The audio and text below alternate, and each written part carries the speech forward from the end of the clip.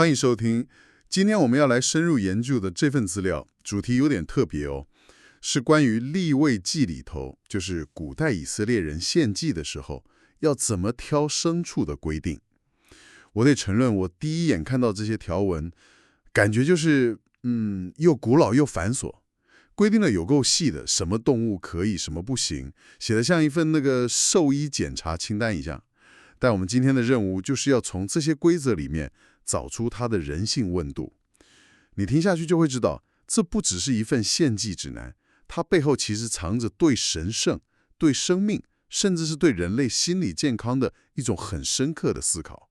没错，这个找出人性温度的比喻很贴切，因为我们要问的问题就是，为什么当时会对完美有这么高的要求？在这么严格的标准下，难道就没有任何转圜的余地吗？还有最有趣的是，这些针对动物的规定，最后是怎么回过头来反映出对人的价值观的塑造？这就是我们今天要跟你一起挖掘的宝藏。好，那我们就从最硬的规定开始看起吧。资料一开始就点出一个核心原则：献给上帝的祭牲必须是没有残疾的。这个标准到底有多严格啊？我很好奇，是像我们现在说的健康就好，还是有更吹毛求疵的标准？比方说毛色不均匀算不算残疾？这是个好问题，它的标准，远比我们今天认知的健康要严苛得多，而且非常着重在眼见为凭。你提到的毛色可能还好，但资料里列出的清单确实就像你说的，是一份滴水不漏的检查清单。说来听听，到底有多严格？首先，它适用于两种主要的祭典，一种是燔祭，就是把整个祭牲在祭坛上烧掉，完全献上；另一种是平安祭，献祭的人可以分到一些祭肉，家人朋友可以一起分享。但不管是哪一种，最基本的要求就是完美。资料上列出的瑕疵包括瞎眼的、骨折的、残废的、身上长瘤或长疮的，甚至是长癣、长疥这种皮肤病，通通不行。哇，这几乎涵盖了所有肉眼可见，从骨骼结构到皮肤状态都包了。还不止这样，它还有一个更深入的标准，这就回答了你刚刚问的，是不是比健康更吹毛求疵？标准还延伸到了牲畜的完种性。资料特别提到，睾丸受伤、被压碎、破裂或被阉割的牲畜，也绝对不被接纳。等一下，所以这不只是健不健康的问题，而是一种象征意义上的纯全或完整。完全正确，你抓到重点了，这点非常关键。它传达的讯息是，献给神圣领域的东西，必须是它受造时最原始、最完整的样貌。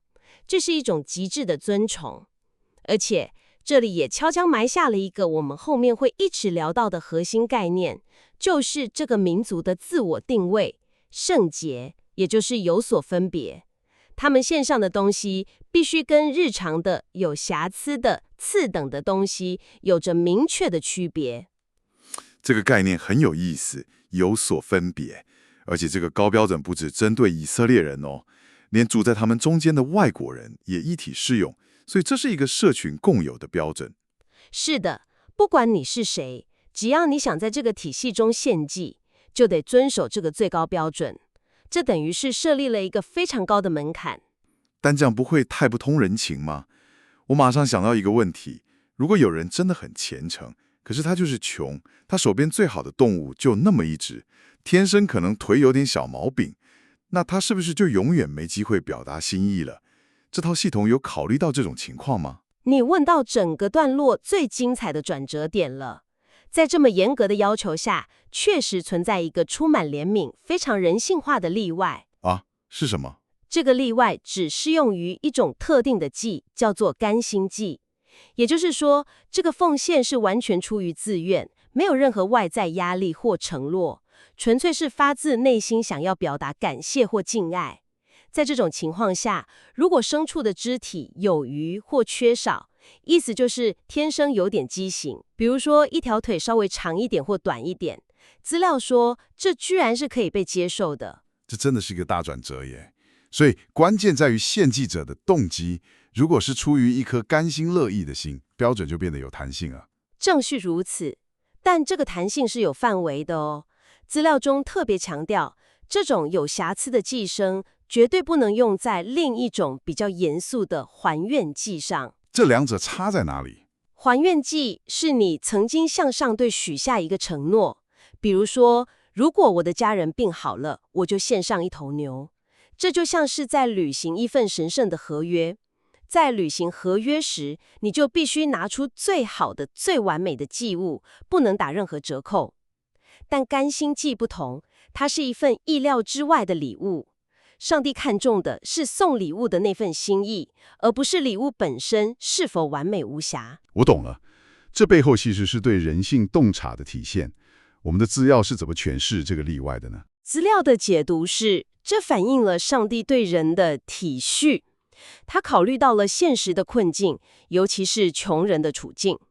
他们可能真的没有能力拥有一整群完美无瑕的牲畜，能拿出来献上的，也许就只有这么一只带有微小缺陷的动物。在这种情况下，上帝接纳的是他们所能付出的最好的，以及那份甘心乐意的心。这打破了律法冰冷不近人情的刻板印象。没错，它告诉我们，在某些情境下，内在的动机甚至可以超越外在的物理完美。这让我们看到，这套系统内部其实存在着一种张力与平衡，既有对神圣的绝对冲崇，也有对人性的深刻理解。你总结得很好，这就是它迷人的地方。好，所以我们谈了动物的物理条件，也谈了人的内在动机。但接下来这部分，我觉得更精要。资料提到，这些规定甚至延伸到了我们今天会称为动物伦理和献祭者心理健康的层面。这在几千年前的文献里出现，真的很不寻常。是的，有2个规定特别突出，展现了超越仪式本身的深层思考。第一个是新生的牛或羊必须跟着母兽待满7天，从第8天开始才能被当作祭物献上。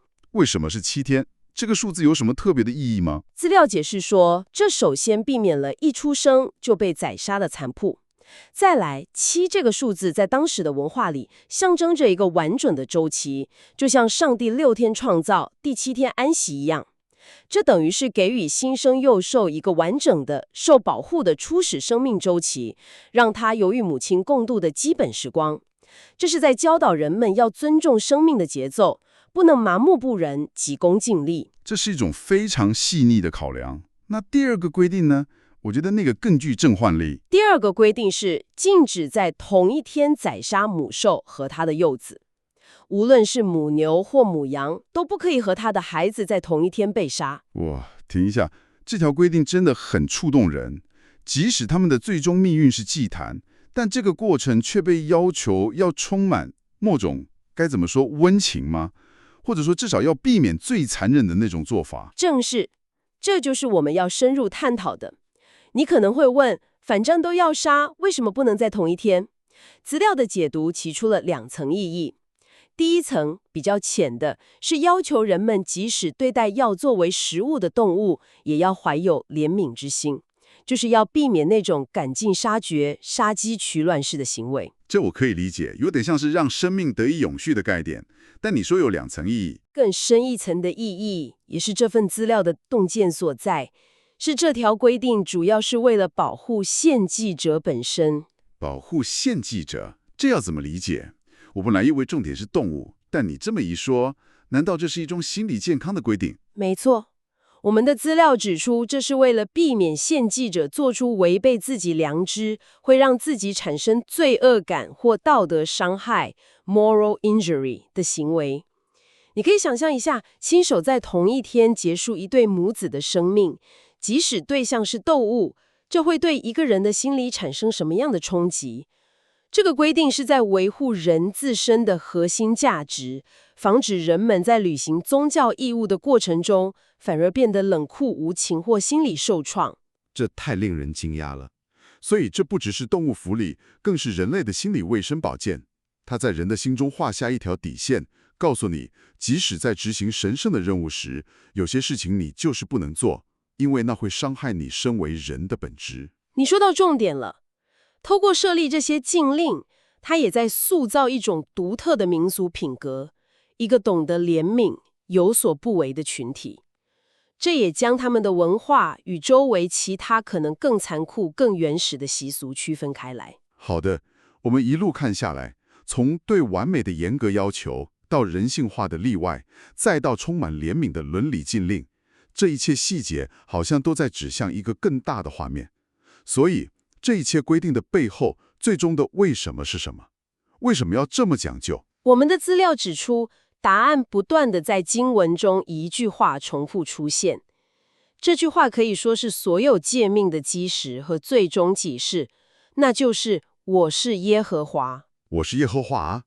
这句话听起来很权威，但它具体是怎么解释这一切的呢？它的逻辑是这样的：因为我是耶和华，而我的属性是圣洁的，所以你们，我的子民，也要追求圣洁。而圣洁这个词最根本的意思就是分别出来。透过遵守这些独特的、外人看起来可能觉得奇怪的诫命，以色列人就把自己从周围的民族中分别出来，成为一个独特的群体。他们的生活方式，从饮食到献祭，都在彰显这种不同。啊，所以这又回到了你一开始提到的有所分别的概念，这跟他们的身份认同有直接的关系。绝对是，这种独特性直接连接到他们最重要的集体记忆，被从埃及为奴之地拯救出来。资料明确指出，上帝带领他们出来，不是要让他们融入当时的迦南文化，而是要塑造他们成为一个在价值观上与众不同的圣洁国度。所以你的意思是，这些繁琐的献祭规矩，其实跟我们现在有些公司会定期做的企业文化价值观培训有点像哦。透过不断重复的仪式性行为，来强化一个群体的身份认同和核心价值。这个比喻很有趣，而且抓到了核心。没错，它就是把一个抽象的圣洁概念转化为具体的、日常的、可实践的行为准则。每一次献祭都是在重温他们的历史，重申他们的身份，以及重新校准他们的价值观。透过这些外在的行为来塑造整个民族内在的品格。这就是为什么细节如此重要的原因。好的，今天这样一路聊下来，我们从利未记里这些看似过时的献祭条文出发，真的挖出了很多意想不到的东西。我们看到了对完美的严格要求，但也发现了其中充满怜悯的例外。更重要的是，这些规则超越了动物本身，触及了对生命节奏的尊重，甚至是对人类良知的保护。没错，最终这一切都指向一个核心概念：圣洁。也就是透过外在的行为准则来塑造一个民族内在的独特身份，把他们从周围的文化中分别出来。不过，这份解读资料在结尾还留下了一个更深层次的思考，把整个讨论从古代的仪式直接拉到了我们每个人的内心世界。哦，是什么样的思考？他提到，真正的圣洁光是遵守外在的规矩是不够的，更关键的是在于一颗没有被私欲、贪婪或骄傲所牵引的内心。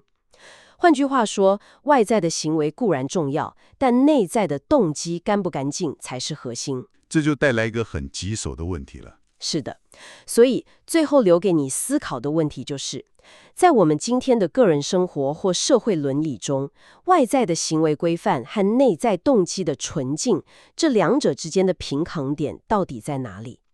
当一个行为表面上看起来无懈可击，符合所有规矩，但背后的动机却是自私或不纯的，又或者反过来，一个行为虽然打破了常规，看起来不完美，但却是出于一颗真正良善无私的心。当这两者发生冲突时，你认为哪一个选择才更接近我们所说的圣洁或正直呢？这是一个没有标准答案，但却非常值得我们放在心上，不断反思的问题。